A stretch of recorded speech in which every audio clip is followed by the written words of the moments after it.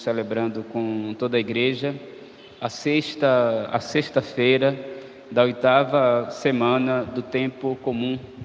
E estamos meditando, rezando no Santo Evangelho de São Marcos, capítulo 11, versículos de 11 a 23, que narra para nós esses dois fatos.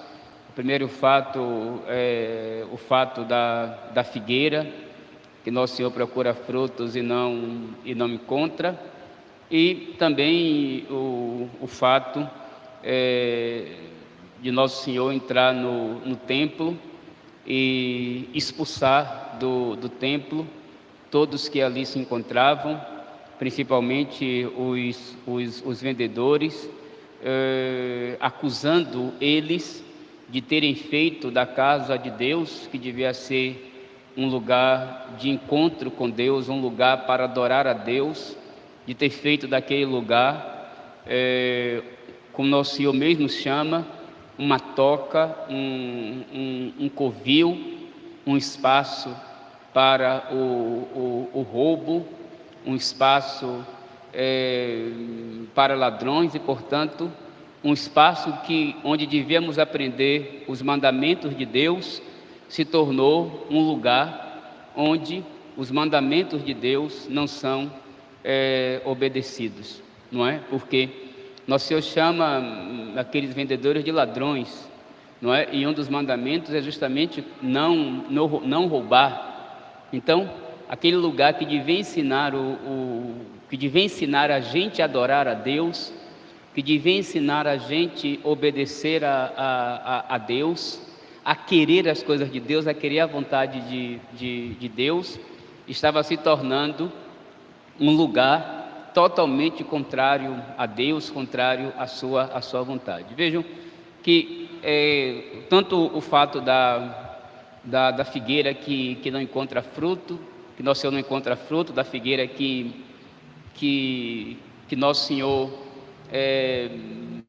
diz que ninguém comerá mais do seu fruto, como também a imagem, o fato do Nosso Senhor expulsar esses comerciantes do templo, parecem dois fatos isolados, mas do ponto de vista espiritual, esses dois fatos estão intimamente ligados.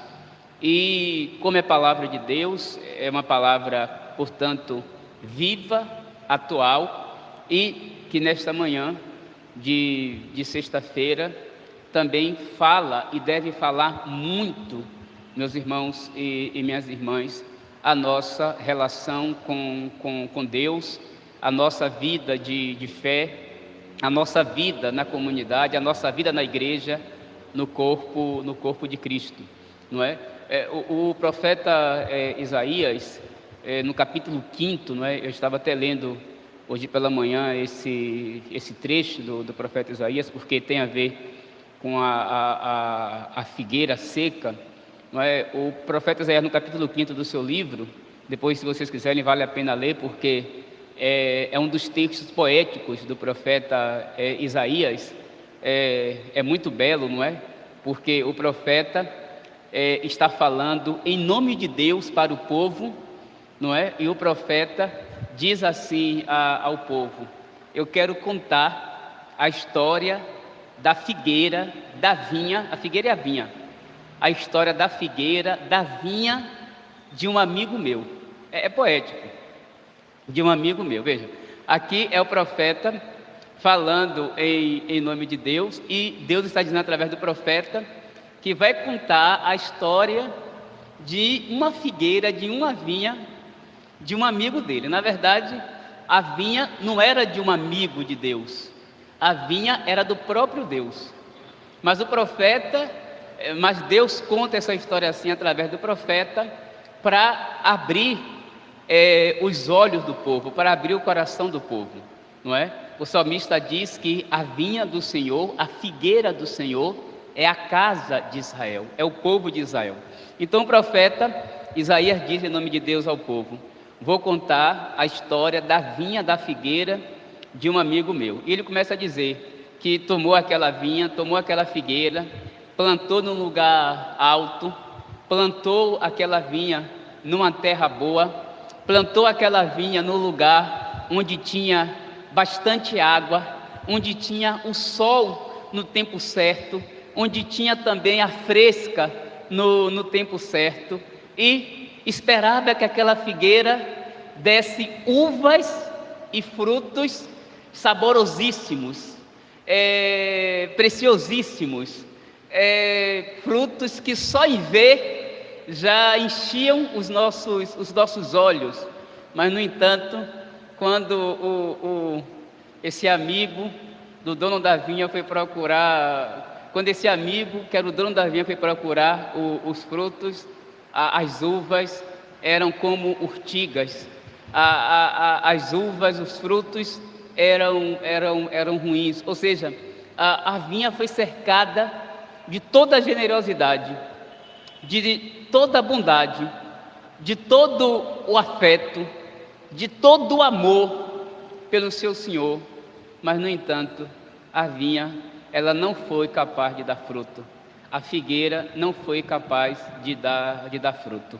Quando Nosso Senhor fala dessa figueira que ele não encontra fruto, Nosso Senhor, que conhece a Bíblia, evidentemente mais do que qualquer outro, né, como homem, porque Nosso Senhor tinha uma ciência divina, tinha uma ciência infusa. Nosso Senhor se recorda desse fato, não é, da figueira lá falada pelo profeta Isaías, e ele se recorda disso. E quando ele fala dessa figueira, meus irmãos e minhas irmãs, evidentemente que aqui é uma imagem para falar de todos nós, porque todos nós que estamos aqui, enquanto homens e mulheres de fé, enquanto cristãos batizados, nós também somos enxertados como membros desta vinha do Senhor, que é para nós católicos e cristãos hoje a igreja. Para nós cristãos católicos, a vinha do Senhor é a igreja, e nós, pelo santo batismo, nós somos enxertados nesta vinha. Vocês se recordam, não é? Nosso Senhor diz no Evangelho de São João, nós vemos esse texto aqui há poucas semanas. Nosso Senhor diz assim: eu sou a videira e vós sois os ramos.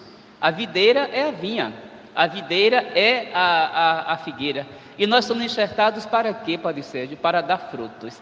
E é aqui que a gente precisa entender, porque quando a gente fala de dar frutos, na nossa cabecinha, miudinha, pequenininha, nós pensamos que dar fruto é fazer coisas, nós pensamos que dar frutos é fazer um monte de ações, não é? Certamente que a vida cristã, ela me leva a ações, a práticas, mas o fruto de que fala espiritualmente Nosso Senhor, que ele não encontrou naquela videira, é o amor a Deus, é o amor a Deus, é a amizade com Deus, é o afeto a Deus, porque o primeiro fruto que Deus quer é este. Veja aqui o salmo da missa de hoje, que é belíssimo, o salmo 149, nós rezamos: o Senhor ama seu povo de verdade, não é? Então, o fruto que antes de qualquer coisa o Senhor quer de nós, meus irmãos e minhas irmãs, é que nós o amemos sobre todas as coisas, é que nós, como diz São Bento, que nós não coloquemos nada antes, ou melhor, primeiramente, do que Deus. Nada. O amor de Deus, como diz São Bento, ele deve estar antes de qualquer coisa, antes de tudo. Por quê? Porque para nós que temos fé, é o amor a Deus que sustenta tudo.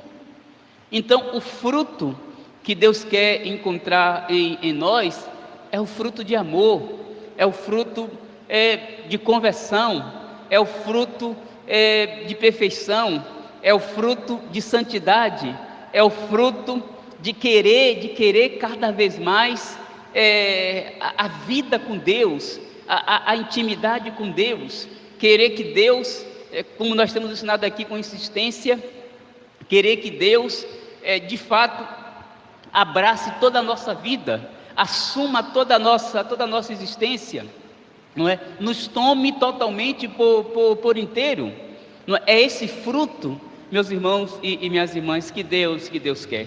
No próximo domingo nós vamos celebrar a solenidade da Santíssima Trindade, e no próximo domingo eu vou falar de uma santa, preparando uma milha de domingo, vou falar de uma santa que eu gosto muito, uma santa carmelita. Nós falamos muito de Santa Teresinha do Menino Jesus, falamos muito de Santa Teresa d'Ávila e esquecemos dela, não é?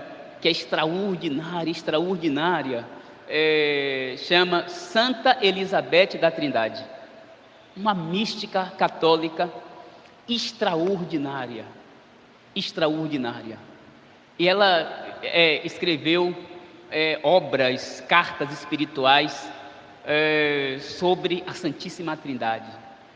Ela chamava a Santíssima Trindade os meus três, as três pessoas, do Pai, do Filho e do Espírito Santo, não é? E ela criou uma prática cotidiana espiritual baseada, belíssima, baseada na carta de Paulo aos Efésios, no primeiro capítulo, não é? Quando o apóstolo Paulo usa aquela expressão, não é? Que belíssima de Paulo, onde ele diz que Nosso Senhor nos escolheu antes da fundação do mundo, e nos escolheu, aqui a expressão usada por essa mística, e nos escolheu para ser o louvor da sua glória. O louvor da sua glória. Em latim se diz laudem gloriae, e essa mística carmelita, que morreu novíssima, com 26 anos de idade, não é? Novíssima, entrou no Carmelo com 21, porque foi a idade que sua mãe permitiu, ela quis entrar muito antes, era famosíssima na França, porque era musicista, era pianista, afamadíssima na França, mas desde cedo tinha a vocação religiosa. A mãe não deixou entrar cedo, só deixou entrar com 21 anos, ela entrou, só ficou 5 anos no convento, e 5 anos depois, ela veio a falecer com uma doença muito grave. Mas ela criou essa prática mística espiritual. Tudo que ela fazia era para o louvor da glória da Trindade. Tudo que ela fazia era para a honra do Pai, do Filho e do Espírito Santo. Ela era tomada pela Santíssima Trindade, e tudo era para o louvor, era para a glória da Santíssima Trindade. Como nós, quando recitamos o Glória na missa, é por isso que eu tenho rezado mais dominicalmente o Glória. Tenho rezado porque muitas vezes nós esquecemos o Glória, e outras vezes eu tenho rezado porque, infelizmente, os nossos cantos de glória, eles não são apropriados para a liturgia. Por quê, Padre Sérgio? Por conta da melodia, porque a melodia é feita para a gente balançar o corpo, é feita para a gente balançar o braço, e não se faz isso na liturgia. Nós fazemos mais errado, quando não cantávamos aquele canto, não é? Glória ao Pai, somente ao Filho e ao Espírito Santo. Não, tem que se recitar todo o glória. Não é? Inclusive, eu quero que os ministros de música depois encontrem uma melodia que ajude a gente a meditar cada palavra do glória, porque o glória é o verdadeiro louvor, um hino antiquíssimo da igreja dos primeiros séculos, que é o verdadeiro louvor para nós católicos, a Santíssima Trindade. É o verdadeiro louvor, não é? Assim também como no ato penitencial, não é? Não se pode ter um canto que não tenha o Kyrie eleison, o Senhor tem de piedade, Cristo tem de piedade, o Senhor tem de piedade. Não é Senhor misericórdia, não é Senhor misericórdia, Cristo misericórdia. É Senhor tem de piedade, Cristo tem de piedade, o Senhor tem de piedade.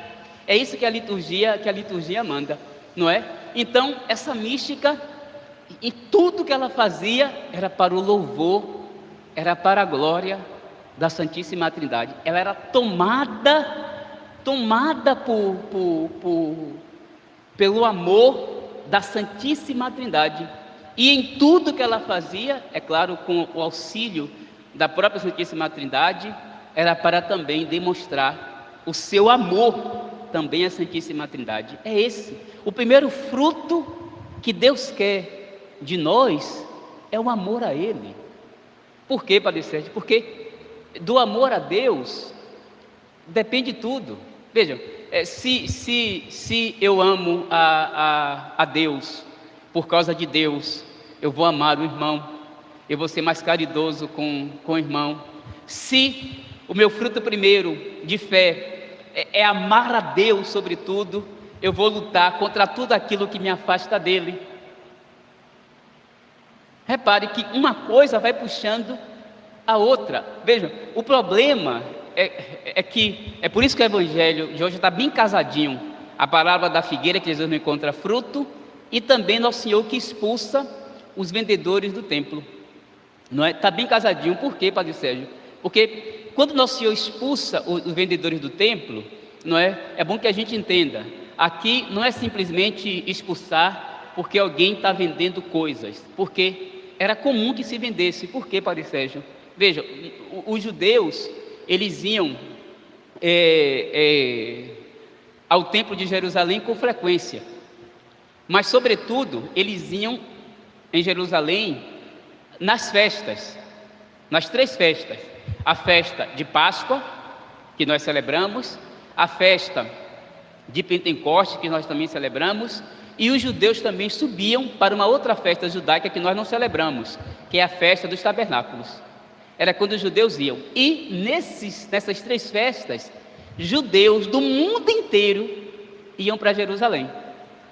Judeus que moravam na Palestina, na Judéia, mas judeus também que moravam em Roma, que moravam na Grécia, todos iam. E quando eles iam, eles tinham que oferecer o sacrifício. O sacrifício é determinado pela lei.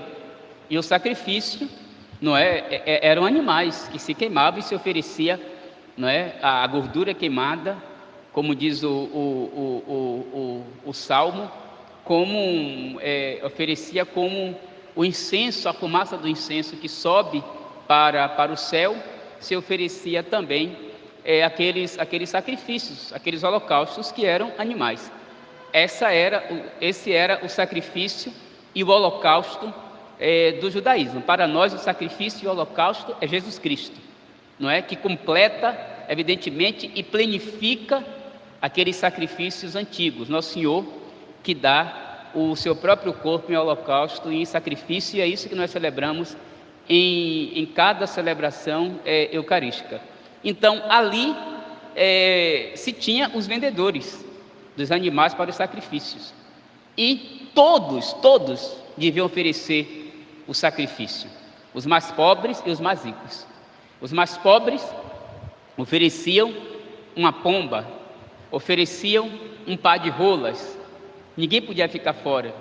Os mais ricos ofereciam um cordeiro, não é? Ofereciam um animal mais precioso, mais tenro, não é? Mas todos deviam oferecer. Aqui não é isso que está em jogo, não é isso aqui. O que está em jogo aqui, na ação de Nosso Senhor, é que aquele lugar devia ser um lugar de oração, devia ser um lugar que favorecesse o encontro com Deus, e aquele lugar não estava favorecendo o encontro com Deus. Virou, como eu acabei de dizer há pouco, virou um lugar onde os mandamentos de Deus não eram obedecidos. É contra isso que Jesus se revolta, contra práticas que não são condizentes com a vontade de Deus. Aquele lugar que era para o povo adorar e amar mais a Deus, não estava cumprindo a sua missão. Aquele lugar, o templo, e Nosso Senhor é tomado de uma revolta santa, não é? Aquele lugar deixou lugar de ser para a adoração a Deus. E aqui, meus irmãos e minhas irmãs, isso parece algo até longe de nós, mas não é não. Não é? Por quê, Padre Sérgio? Hoje, isso aqui é uma reflexão pessoal, hoje, sobre muitos aspectos também, o templo, não é? Não enquanto realidade espiritual, porque a igreja, enquanto realidade espiritual, ela é santa, ela é perfeita, ela é o corpo de Cristo, ela é nossa mãe católica, ela que nos dá a graça de Cristo, ela que nos dá a vida de Cristo, ela não tem nenhuma mancha, não tem nenhuma ruga, não tem nenhum pecado. Mas do ponto de vista nosso, muitas vezes, a igreja, do ponto de vista nosso, a igreja, ela pode se tornar aquilo de que Nosso Senhor hoje se revolta contra. Ou seja, lugar onde, ao invés de favorecer o amor a Deus e a obediência a Deus e as coisas de Deus, a gente favorece muitas vezes um culto a nós mesmos, a gente favorece um amor errado a Deus, a gente favorece práticas cristãs também totalmente equivocadas, devoções estéreis. Hoje, por exemplo, eu interpreto Nosso Senhor que expulsa essas pessoas do templo como as devoções que nós temos hoje.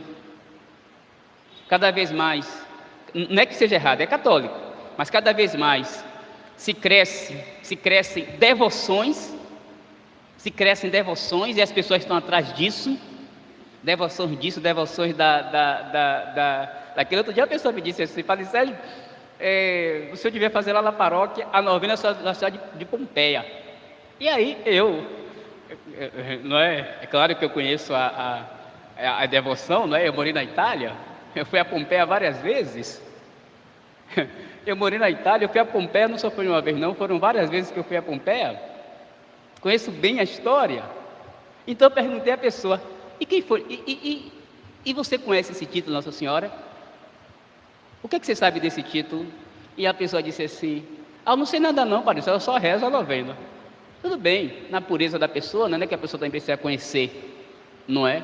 Mas você veja, a pessoa tem uma devoção por um título de Nossa Senhora e ela não sabe nada daquele título de Nossa Senhora.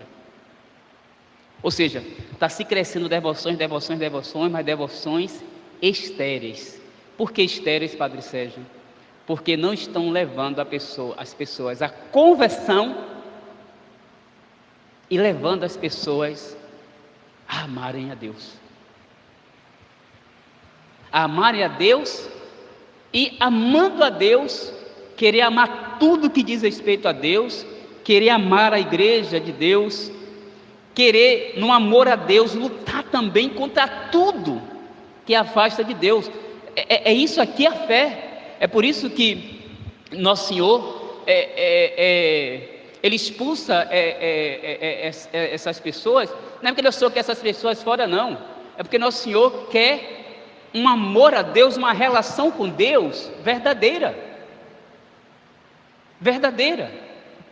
E aqui, como eu dizia ontem aqui, não me livro, e digo hoje novamente, repito novamente, não é? Nós convivemos na vida da igreja com uma certa regularidade, com uma certa frequência, a maioria de nós, e no entanto também, fora do ambiente da igreja, a gente vive as nossas relações, a gente vive as nossas realidades, a gente vive o nosso trabalho, a gente vive o nosso cotidiano, como se o amor a Deus não tivesse nada a ver com o nosso dia a dia. E aí a gente, sem perceber, vai cometendo cotidianamente, percebendo ou não, a gente vai cometendo uma série de pecados veniais, e vamos repetindo eles, e vamos também cometendo no dia a dia, sem se dar conta, muitos pecados mortais, quando na verdade, quando eu tenho consciência de que eu preciso dar frutos de amor a Deus, de caridade para com Deus, e que essa caridade para com Deus, esse amor para com Deus, deve determinar toda a minha vida cotidiana, a minha vida diária. Assim eu não vivo. E por que eu não vivo, Padre Sérgio? Porque na minha cabeça, sob muitos aspectos, não é? Eu ia à igreja, veja, eu estar naquele grupo, eu frequentar a Eucaristia com regularidade, eu rezar, eu ter aquela devoção. Para muitos, isso é o suficiente, mas não é o suficiente. Não é o suficiente. O suficiente para Deus é uma vida diária de conversão. A vida diária de conversão o quê? É ser mais caridoso para com Deus. É amar mais a Deus cada dia, a ponto de a caridade que é o próprio Deus, o amor que é o próprio Deus, tomar a nossa vida. Tomar a nossa vida. E de modo que, como diz Santa Elizabeth da Trindade, de modo que eu faça tudo, não é? Para a glória de Deus. Laudem glória. Que eu faça tudo para a glória de Deus. Porque eu preciso ser o louvor da glória de Deus. E para isso, eu preciso, como ela dizia, não é? Ela dizia que nós precisamos nos deixar amar por Deus. Mas aqui nessa frase bobinha de internet, nessa frase de efeito, que talvez um ou outro sacerdote possa falar no altar, Santa Elizabeth da Trindade disse, nós precisamos nos deixar amar por Deus. Bonitinho, não, mas se deixar amar é se deixar tomar por Deus e conscientemente fazer cada coisa, os atos menores e maiores, para a glória de Deus, para o louvor de Deus, para a glória dos três, como ela dizia, do Pai, do Filho e do Espírito Santo. Isso é possível se nós, meus irmãos, nos deixamos tomar por Deus. Vejam, nós precisamos, o templo do qual Nosso Senhor expulsa esses vendedores, o templo é o lugar do culto. O culto é o lugar onde nós adoramos a Deus. A liturgia é para adorar a Deus. Mas, vejam, aqui na igreja, na Eucaristia, nós adoramos a Deus, celebramos a glória de Deus de maneira incomparável. Mas saindo da Eucaristia, qual é o nosso compromisso, Padre Sérgio? Que nós possamos também pedir a Nosso Senhor graças e mais graças para que o culto que eu prestei ali na liturgia, a adoração que eu prestei na liturgia, eu possa também continuar dando no cotidiano. De que maneira, Padre Sérgio? Com obras que revelem a adoração, que revelem o culto, que revelem, meus irmãos e minhas irmãs, o amor a Deus, não é? Então, aqui é que nós precisamos pedir a Deus graças e graças. Sobretudo você que corre atrás de devoções aqui e acolá. Não estou dizendo que está errado. Pode fazer suas devoções todas. Pode ter devoção da Nossa Senhora de Pompeia, mesmo sem conhecer. Está virando a febre agora na internet, Nossa Senhora de Pompeia. Porque um faz, aí todo mundo vai também imitando, vai fazendo também. Pode fazer essas devoções todas, não tem problema nenhum. Desde que essas devoções todas que nós devemos... Eu também tenho várias. Tenho que vocês nem sabem. Tenho que são minhas e não quero divulgar devoções que são minhas a todos. Não quero, porque devoções está no nível privado da fé. Está no nível privado da fé. Por exemplo, tem um santinho que eu gosto muito, sou devoto dele, não é? São Pancrácio. Já ouviram falar? Talvez não. Eu sou devoto dele. E São Pancrácio. Todo dia rezo a ele. Um mártirizinho da igreja, que morreu novinho, com uns 15 anos de idade. Eu sou devoto dele. Não é? Aí, um bom santo para a gente ser devoto. Deu a vida para o Nosso Senhor.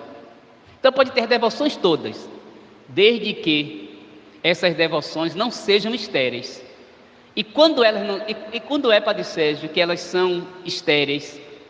Quando é que elas têm E muitos hoje inconscientemente têm essa ideia, né? Sem saber até, não é? Quando é que elas são estéreis? Quando é que elas têm um espírito de magia, um espírito mágico? É quando elas não me convertem, é quando elas não me levam a amar a Deus, é quando elas não me levam a amar Nosso Senhor, é quando elas não me levam a amar a igreja, quando elas não me levam a amar os mandamentos de Deus, quando elas não me levam a uma vida nos sacramentos, sobretudo uma vida na penitência e na Eucaristia. Elas são estéreis e vazias, são magias.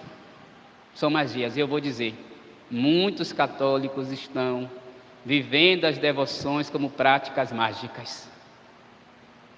Infelizmente.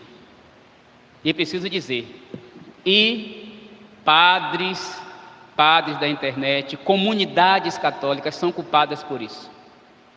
São culpadas e nós por isso vamos prestar conta a Nosso Senhor de não ensinar as coisas da igreja como devem ser ensinadas ao povo. O povo se perde porque estão em práticas erradas ou vivendo de maneira equivocada, e se perde também aqueles que podem ensinar o caminho correto e não ensinam. Por quê? Porque a todo custo quer atrair gente. Agora, a todo custo quer atrair inscritos, a todo custo quer atrair seguidores, e no final das contas esbarra no que Jesus condena, não é? Fizeram da casa dele uma casa de negócio, fizeram da casa dele uma casa de comércio. O lugar que devia ser de salvação acaba se tornando, tristemente, um lugar de perdição. Não, meus irmãos e minhas irmãs, repito, não estou dizendo que você não tenha essa ou aquela devoção, pelo amor de Deus, ainda bem que essas homilias são gravadas, e eu falo com extrema clareza. Eu sou a favor de todas as devoções, mas desde que elas não sejam estéreis e não sejam mágicas, desde que elas me levem ao fruto principal da fé, e o fruto principal da fé é a caridade. É a caridade. A caridade aqui, que é o próprio Espírito, porque na Trindade o amor é o Espírito, não é? A caridade aqui que é o próprio Deus. Deus é amor, diz São João na sua primeira carta, capítulo 4. E o fruto que Deus quer primeiramente de nós é o amor. Por quê? É no amor a Deus, é amando mais e mais a Deus, se deixando tomar por esse amor. Repito, que eu vou querer as coisas de Deus, que eu vou amar os irmãos, que eu vou suportar os outros, que eu vou ter mais paciência, que eu vou ter mais generosidade. É no amor a Deus que eu vou lutar contra as pequenas e as grandes coisas que me afastam dele. Então eu preciso amá-lo mais, e para amá-lo mais eu preciso rezar mais, não é? Eu preciso rezar melhor, eu preciso rezar direito, eu preciso obedecer mais os seus mandamentos, eu preciso pedir mais perdão pelos meus pecados, pelas minhas faltas. Amar a Deus cada vez mais significa celebrar mais e melhor a Eucaristia, não é? Com esse desejo, como o desejo de Elizabeth da Trindade, com esse desejo bom, meus irmãos e minhas irmãs, de ser tomado por Deus e de querer fazer tudo para a glória de Deus, não é? Como é extraordinário isso. Imagine, não é? Que, sei lá, eu estou fazendo uma coisa banal, eu estou lá limpando minha casa para a glória de Deus. Eu estou fazendo o meu trabalho para a maior glória de Deus, para a glória de Deus, para o louvor de sua glória, não é? Eu estou cuidando de uma pessoa enferma, como é difícil, para o louvor da sua glória. Eu estou vivendo uma situação de sofrimento, de dor, eu não vou me desesperar, para o louvor da sua glória. Eu estou num caminho de mudança pessoal, de transformação para melhor, para o louvor da sua glória, não é? Para amar mais a Deus, para a glória de Deus, porque o amor a Deus é o meu bem, é a minha alegria, é a minha paz, é a minha salvação. Então, meus irmãos e minhas irmãs, Continuando esta celebração, vamos pedir a Nosso Senhor, porque não podemos ir sozinhos, que Ele nos conceda a graça de encontrar em nós, que também somos membros da sua figueira, da sua vinha, que é a igreja, e encontrar em nós frutos de caridade. Frutos de caridade. E como diz São João no seu Evangelho, que nós possamos prestar a Nosso Senhor um culto de adoração, um culto de amor, um culto em espírito e em verdade. Louvado seja nosso Senhor Jesus Cristo, para sempre seja louvado, e nossa Mãe, Maria Santíssima.